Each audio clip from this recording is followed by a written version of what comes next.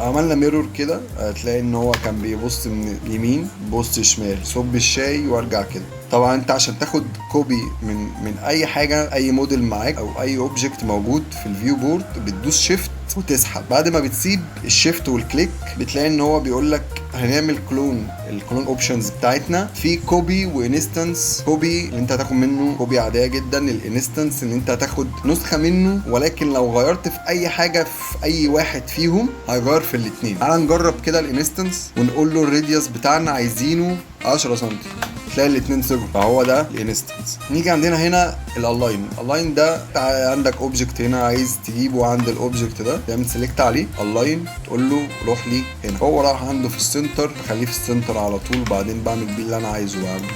عشان لو في عندي موديل بعيد مثلا، ممكن لو انت عامل امبورت لموديل ممكن ساعات تلاقيه نزل في اخر الدنيا هناك، هو اول ما بينزل بقى عامل عليه سيلكشن على طول، وانت واقف هنا فانت مش شايفه، مش شايف الموديل اللي انت نزلته.